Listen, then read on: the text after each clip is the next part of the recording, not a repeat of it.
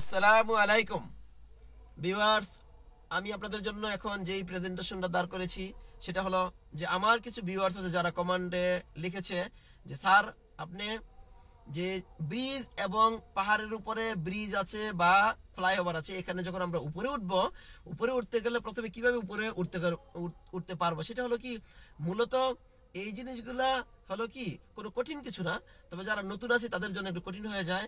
এবং আরো কিছু বলছে যে পার্কিং করার সময় এই উঁচু জায়গায় কিভাবে পার্কিং করতে হবে।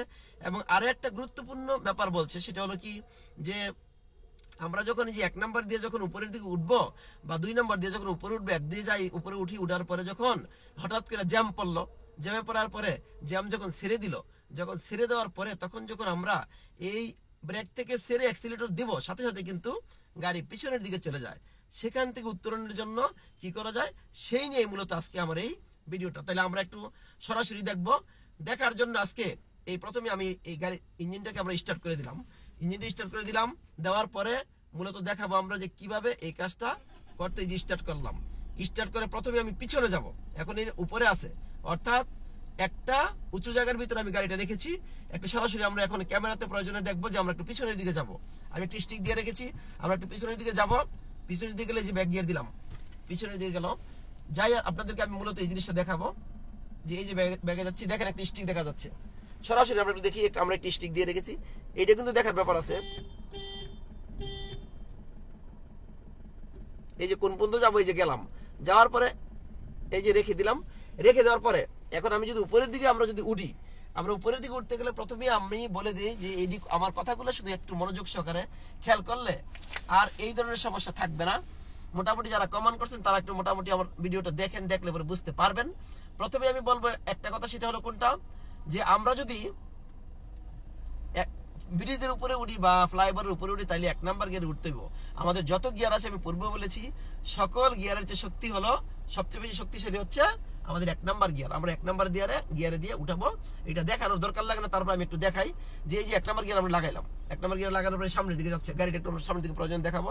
এটা দেখি, এই যে গাড়িটা সামনের দিকে যাচ্ছে, এটা একটু উপরে উঠছে, গাড়ি কিন্তু এখন উপরের দিকে উঠতেছে। এই যে 1 নাম্বার গিয়ার দিলাম, উপরের দিকে উঠে গেল, বাস এই যে উপরের দিকে উঠে গেল।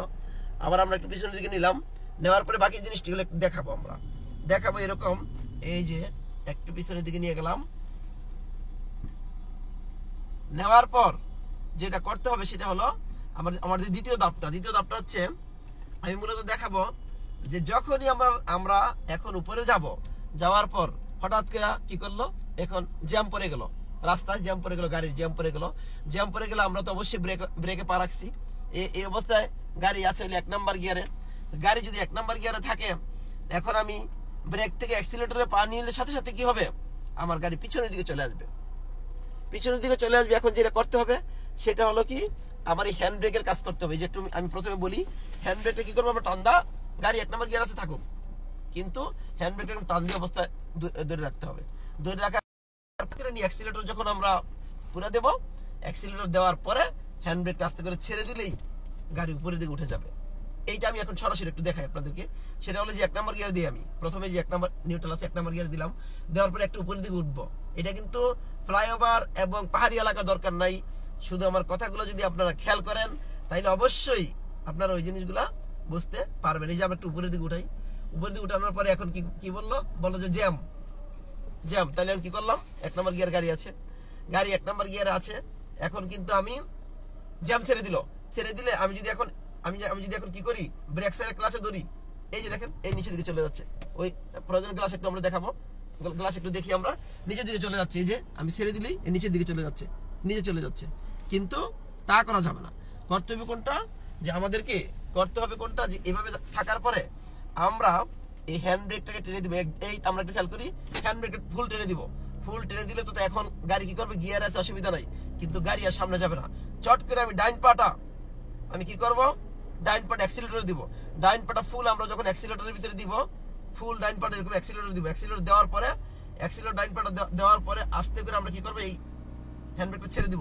ছেড়ে দিলে গাড়ি কি করবে, ছেড়ে দিলে গাড়ি যখন আমরা কি করব, যখন ছেড়ে দিব ফুল অ্যাক্সিলারেটর দিতে হবে। ফুল অ্যাক্সিলারেটর দেওয়ার পরে যখন ছেড়ে দিব, তখন কি করবে, আস্তে করে গাড়ি উপরের দিকে উঠে যাবে এবং ক্লাস ছেড়ে দিতে হবে।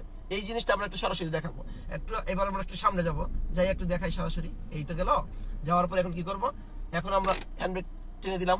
হ্যান্ড ব্রেক টেনে দেওয়ার পরে এখন এই ব্রেকটাকে আমরা ছেড়ে দিব, ব্রেকটা ফুল ছেড়ে দিব।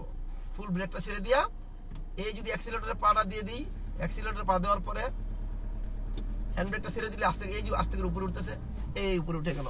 এইটা আমাদের মনে রাখতে হবে। আমরা কি করব, ফুল আমরা ব্রেকটা ছেড়ে দেওয়ার পরে ফুল ক্লাসটা ছেড়ে দেওয়ার পরেই অ্যাক্সিলারেটর বাড়িয়ে দিলেই সামনে উপরের দিকে উঠে যাবে।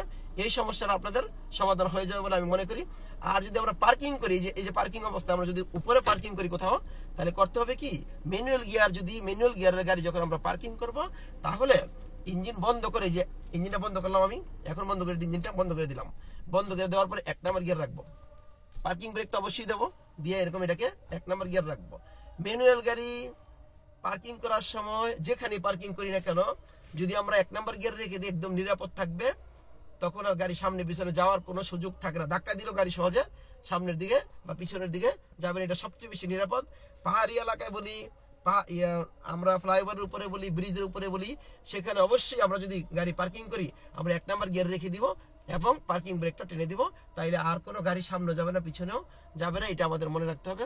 তো মোটামুটি এই ভিডিওটা যদি আমরা দেখি, তাহলে কি হবে, এই ভিডিওটা যদি আমরা দেখি, তাহলে অবশ্যই আমরা সহজে এই বুঝতে পারবো যে এই ধরনের যে সমস্যাগুলো আছে, সমস্যাগুলো অবশ্যই উত্তরণের ব্যবস্থা করতে পারবো। যারা নতুন ড্রাইভার আছে তারা অবশ্যই এই ভিডিওটা বারবার দেখার জন্য আমি বিশেষভাবে অনুরোধ করবো। ধন্যবাদ সবাইকে।